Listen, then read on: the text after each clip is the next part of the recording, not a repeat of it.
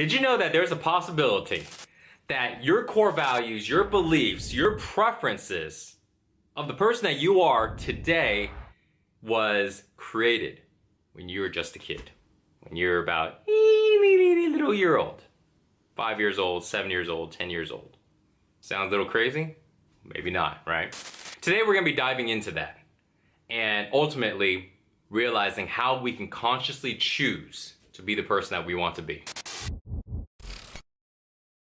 So often we want to create this certain life and we find ourselves having a hard time taking action, having a hard time to try to create that type of life. We're afraid, we have doubts, we have disbeliefs and all this stuff. And the reason why is because we're trying to create a different life being the same person. The way we are determines the type of life that we have. And so if we go, I don't want to have the same life, I want to create a different life, and it could be a different job, a different career, or just something entirely different. Redefine ourselves. I want to express myself a lot more differently. Then we gotta be a different person. And so to be a different person, we gotta know how we were created, how this personality came to be. What made me define this being good and this being bad? This being my preference and that being not, you know? This being my ideal way of the way I look and etc. What created all of this? Most of us did not really choose. We were influenced by parents, teachers, media, friends, and so we all have this similar ideal, especially when people are living in the same country, same area. They all have this similar type of ideal. You know, and we were taught to grow up to know that the most important thing is to survive, you know, to make a living. Because if you can't make a living, you're gonna die out there. Nobody's gonna support you, you know? And so you gotta make a living, you gotta make money, you gotta be successful, you know, at least enough.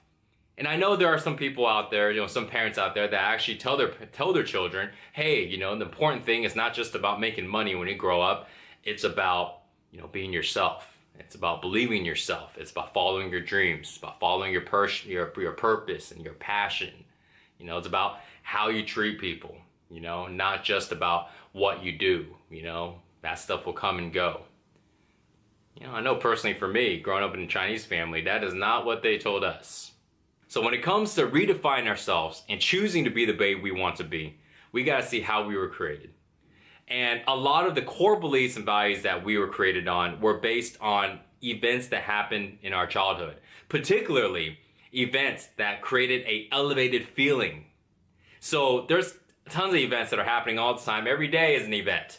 But every day doesn't stick out for us because the events that really stick out are the ones that we really feel a lot from, because that's when we really, really pay attention. Other than that, we're kind of just on autopilot. You know, things are going by, but we're not even paying attention. It's like driving to work and not realizing that you got there, you know? Or the whole day going by, you're like, damn, you know, it's been like 6 hours that passed by. What was I doing this last 6 hours, you know? We're running our subconscious mind, our program. These events that really made an elevated feeling in our body, those are the ones we pay attention to. Those are the ones that have shaped our personality and our values and our beliefs. And so if we want to redefine who we are so we can create the future that we want, we need to go back and figure it out. Because there's a good chance that we haven't done enough of that.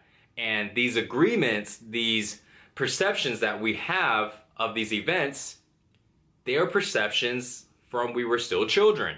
5 years old, 10 years old, 13 years old. You know, if you're watching this and you agreed on something when you were 5 years old, but now you're 25 years old, well, it's been like 20 years. You may look at the same event, have a different perspective. And these beliefs that you had when you were 5, you may have a different belief on it now. You may go, well, you know, I'm going to see it differently now. And suddenly, if that belief that you had when you were 5 made a big difference, that created a ripple effect, well, now you get to look at it, you get to decide differently, and then now a core belief in you have just changed. A certain value have just changed. A part of you have just changed. And when you're doing that over and over and over, now you're able to redefine yourself based on choosing who you want to be now and not choosing way back in the day. Because that doesn't make no sense. Just because you're 5 years old or you're 10 years old and you decide on something because that's the best decision you can make at the time, doesn't mean you still hold on to the same truth now as a grown person, you know? Doesn't make any sense. But yet, so many of us are so busy with our lives trying to create a different future that we don't look back to see how we, the most important asset in our life, how we were created, how our personalities were created. And then we wonder why it's so hard or such a struggle to go ahead and do the things that we want to do, to not have fear, to still face this lack of confidence and all of these things.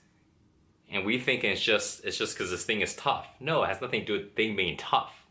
It has to do with the way we see ourselves, which was defined and created from back in the day.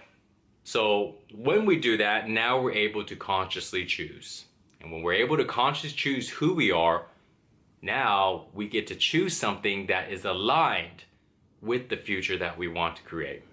So to sum it up, make sure you go back and you find how you were defined, how type of perspectives, what the perspectives were that made you have agreements with your parents, looking at them a certain way. My mom loved me, my mom didn't like me, she always saw me as being this and that. My dad, blah, blah, blah. You know, my friends, I saw myself in a certain way based on these events. And there's a good chance that we may still see ourselves the same way. And I'm telling you this because I'm speaking from my own experience too, along with talking with many people. This is a very important thing. If we ever want to go ahead and get past a lot of these hurdles, you know, that are preventing us from fully expressing who we are and fully creating the future that we want. You know, there's a lot easier ways to do so. And there are things that we're doing that we don't know how to do, and we work hard and we can do it. And then there are times to where we are just lacking confidence. We are just lacking action. And that's entirely different from not having the skill set. Not having the skill set, you keep screwing it up until you get better. But lacking action, you can't even have the opportunity to screw up. And this lack of action, it comes from a lack of belief, lack of self-esteem, self-sabotage, and all this stuff. And so when we're trying to create the future that we want, we need to get past all that stuff. So that's why it's really important to recreate who we are and the way we see ourselves, which is why we gotta go in the past.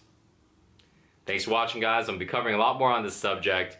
Really, really important for us to be empowered so we can face this new world, this new year, and be able to fully express who we really are. Peace out.